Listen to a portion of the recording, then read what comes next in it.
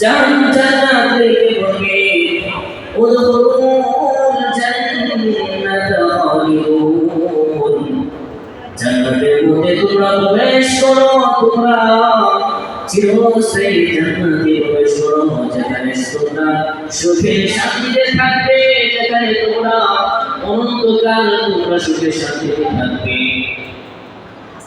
হঠাৎ করে তারা জান্নাতে থাকতে থাকে, জান্নাতি বাসীগণ হঠাৎ করে শুনতে পাবে জান্নাতি থেকে কে যেন আজব একজন আমাদেরকে সালাম দিয়েছে। এবার জাহান্নামীরা চিন্তিত হয়ে যাবে, কাউকে দেখা যায় না, সালাম দিল কে আমাদের, সালাম দিবেন। হঠাৎ করে তারা গাইবানের আওয়াজ থেকে শুনতে পাবেন, তাদেরকে আল্লাহ তাআলা বলতেছেন, আসসালামু আলাইকুম ইয়া আহলাল জান্নাহ।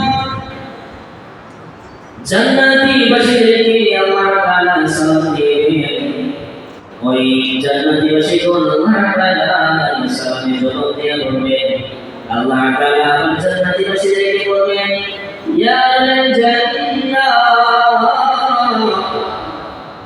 তোমাদেরকে জান্নাতের মধ্যে দেওয়া হয়েছে, জান্নাতের মধ্যে তোমরা কি নিয়ামত পাইতেছো, আর কি পাইতেছো না, এমন কি কোনো কিছু আছে যা তোমরা পাইতেছো না। একদম বলবে, ইয়া রাব্বুল আলামিন, আপনার কথা অনুযায়ী জান্নাতের মধ্যে যা কিছু বলেছিলেন দিবেন, আমরা সব কিছুই পাইতেছি। আমার ওলামায়ে কেরাম আল্লাহ তাআলাকে বলবেন, ইয়া রাব্বুল আলামিন, জান্নাতের মধ্যে যা কিছু পাওয়ার কথা ছিল, জান্নাতের সকল নিয়ামত আমরা পাই নাই। এবার আল্লাহ তাআলা বলবেন, একদম বলতেছে পাইতেছে, কিন্তু তোমরা বলতেছো পাইতেছো না, কি পাইতেছো না সেটা আমাকে বলো।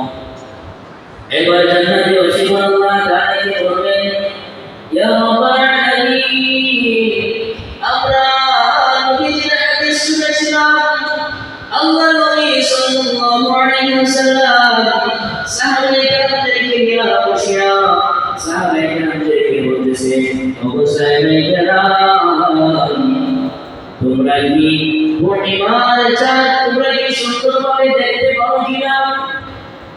পূর্ণিমা রাতে অন্ধকার রাতে কি তোমরা পূর্ণিমার চাঁদ দেখতে পাও কিনা?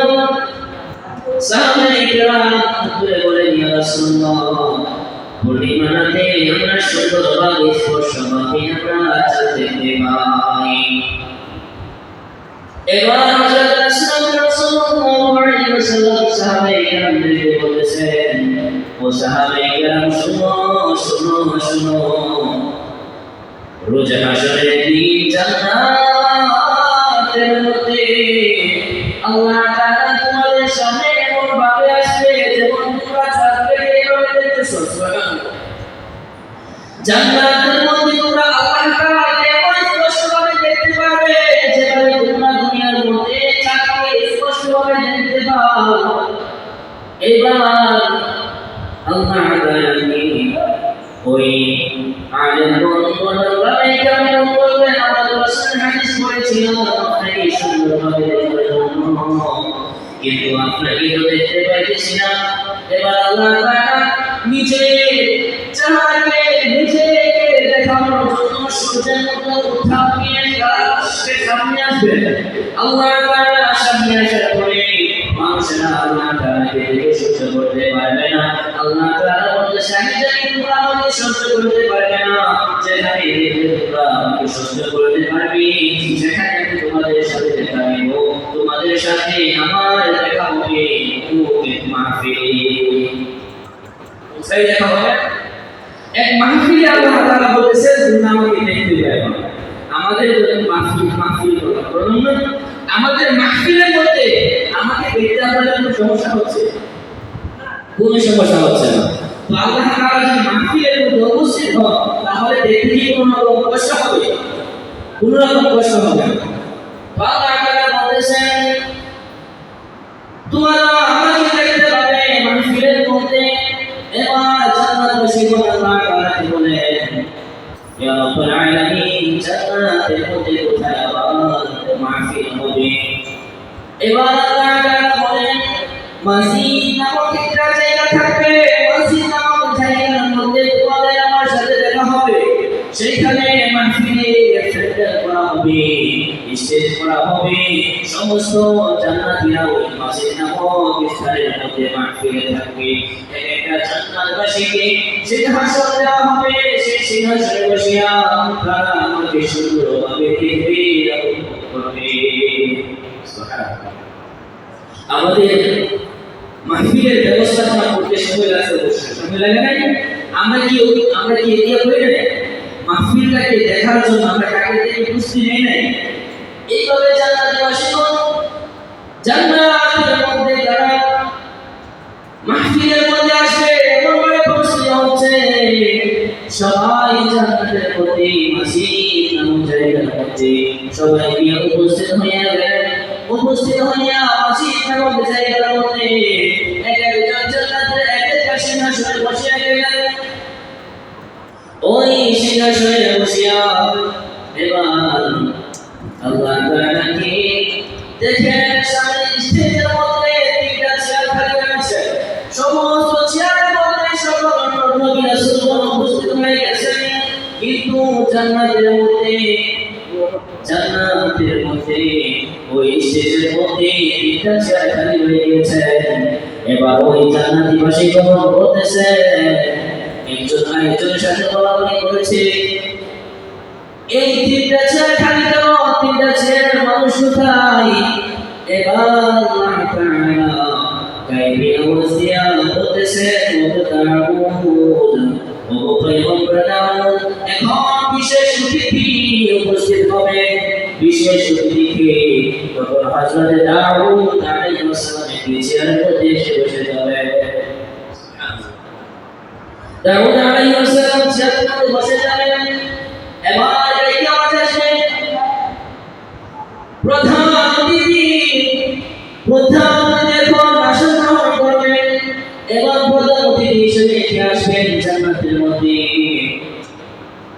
গায়বী আওয়াজ থেকে আওয়াজ আসবে। এবার প্রধান অতিথি হিসেবে আসতেছেন আমাদের আর কেউ নয়, আমাদের হযরত পয়গম্বর নবী করিম সাল্লাল্লাহু আলাইহি ওয়াসাল্লাম, যেভাবে কিনা সৃষ্টি করে আমাদের আপনাকে সৃষ্টি করা হতো না, আমাদের নবীর সামনে এসে বসে যাবেন। সুবহানাল্লাহ। ওই দাউদ আলাইহিস সালামকে দেখবেন, প্রধান অতিথিকে দেখবেন। এবার বলতে বলো সিংহাসনে পরে বসে নাই। এবার জান্নাতের মধ্যে আল্লাহ তাআলা মসজিদ নামক এই মাহফিলের মধ্যে প্রধান সভাপতি হিসেবে এসে হযরত আর কেউ বসবে না, প্রধান আর কেউ বসবে না। এবার সভাপতি এসে বসে যাবে। বড় সিংহাসনের মধ্যে আল্লাহ তাআলা নিজে এসে বসে যাবে। আল্লাহ তাআলা এসে বসে যাবেন। এবার জান্নাতীবাসীগণ সুন্দরভাবে আল্লাহ তাআলাকে দেখতে পাবে। তাহলে আল্লাহ তাআলাকে দেখতে মন চাইছে? আল্লাহ তাআলাকে দেখতে ভালো লাগবে? আল্লাহ তাআলাকে দেখতে তো সবাই চায়, তাই না? অবশ্যই আল্লাহ তাআলাকে দেখতে সবাই চায়। তো আল্লাহ তাআলা সরাসরি এসে আল্লাহ তাআলা দেখা দিবে। তখন মানুষ আল্লাহ তাআলার দিকে হযরত প্রথম নবী সাল্লাল্লাহু আলাইহি ওয়াসাল্লাম যখন আসেন, মানুষ হযরত নবী সাল্লাল্লাহু আলাইহি ওয়াসাল্লামের দিকে একেবারে 40 বছর পর্যন্ত লাগায় থাকবে। সুবহানাল্লাহ। অতঃপর আল্লাহ তাআলা যখন আসবেন, আল্লাহ তাআলার দিকে জান্নাতবাসীগণ 500 বছর পর্যন্ত আল্লাহ তাআলার দিকে তাকায় থাকবে। সুবহানাল্লাহ। অতঃপর মানুষ দেখে আল্লাহ তাআলা বলতে থাকবেন, ও জান্নাতবাসীরা, তোমরা তোমাদের নিয়ামত আর কি পাও নাই? জান্নাতবাসীগণ বলবেন, ইয়া রাব্বুল আলামিন, আমরা তো সব কিছুই পেয়ে গেলাম। আল্লাহ তাআলা বলতেছে, না না না, আর অনেক কিছুই পাওয়ার মতো আছে, অনেক কিছুই নিয়ামত আছে। এবার আল্লাহ তাআলা হযরত দাউদ আলাইহিস সালামকে বলবেন, দুনিয়ার মধ্যে থাকা অবস্থায় মানুষ আসমানের জন্য পাখি ছিল, জীবজন্তু ছিল হযরত দাউদ আলাইহিস সালামের জাবুর নামক কিতাবের তেলাওয়াত সবাই শুনতেন। আল্লাহ তাআলা দাউদ আলাইহিস সালামকে বললেন, ও পয়গম্বর দাউদ, তুমি জান্নাতবাসীদেরকে সূরা নূর শুনাইয়া দাও। কোরআন কারীম আমাদেরকে শোনাইতে হযরত দাউদ আলাইহিস সালাম হযরত মিকাইল আলাইহিস সালামকে আল্লাহ তাআলা দায়িত্ব বললেন, ও মিকাইল, জান্নাতবাসীদেরকে তুমি নামটা শুনাইয়া দেন। আল্লাহ তাআলা চাইয়া দেখবেন মানুষ যখন ওয়াজ শুনবে, বলে শুনবে, কিভাবে শুনবে, মানুষের মজা লাগে না। এবার আল্লাহ তাআলা বলবেন, ওই মানুষদেরকে শরাবতুল পান করার জন্য আল্লাহ তাআলা জান্নাতের মধ্যে শরাবতুল পান করাবেন। আর মানুষ তাকাইয়া তাকাইয়া শরাবতুল পান করবে আর দেখবে আর উপভোগ করতে থাকবে।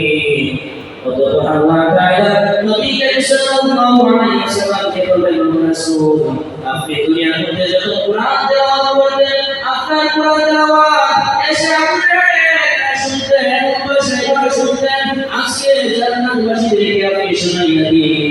হযরত নবী করিম সাল্লাল্লাহু আলাইহি ওয়াসাল্লাম সূরা ইয়াসিন পাঠ করতে থাকবেন। অতঃপর আল্লাহ তাআলা বলেন, ও জান্নাতবাসীরা, তোমরা কি কোন নিয়ামত পাও না? আছে জান্নাতবাসীরা বলবে, আল্লাহ, আমরা অনেক কিছুই পাইছি। আল্লাহ তাআলা বললেন, এর চেয়ে বড় নিয়ামত রয়েছে। অতঃপর আল্লাহ তাআলা নিজে সূরা আর-রহমান পড়তে থাকবেন। আল্লাহ তাআলা জান্নাতবাসীদেরকে সূরা আর-রহমান পড়ে শোনাবেন। দুনিয়ার মধ্যে যখন মানুষ তিলাওয়াত করে আমাদের শুনতে কতই না ভালো লাগে, আর সেটি যখন আল্লাহ রাসূল নিজে তিলাওয়াত করবে, হযরত দাউদ আলাইহিস সালাম তিলাওয়াত করবেন, দেখে দেখে মন ভরে যাবে। অথবা আল্লাহ তাআলা নিজে আমাদেরকে আর-রহমান সূরা পড়ে শোনাবেন। সুবহানাল্লাহ। আমরা শুনতে চাই না? চাই না? আল্লাহ তাআলা আমাদেরকে জান্নাতের মধ্যে কি আল্লাহ তাআলাকে দুনিয়া থেকে জান্নাত যেন কামাই করে যেতে পারি, সেজন্য সকলে বলি আমিন। আল্লাহ তাআলাকে পেতে হলে, আল্লাহ তাআলাকে আমরা জান্নাত পেতে চাই, তাহলে জান্নাতের জন্য অবশ্যই কাজ করে যেতে হবে। আল্লাহ তাআলা আমাদেরকে বিশেষ করে ইবাদত করার তৌফিক দান করুন। সকলে বলি আমিন। আল্লাহ তাআলা আমাদের প্রত্যেককে আমল করার তৌফিক দান করুন। সকলে বলি আমিন। ওয়া আখিরু দাওয়ানা আলহামদুলিল্লাহি রাব্বিল আলামিন। মাশাআল্লাহ, বারাকাল্লাহু ফি হায়াতি।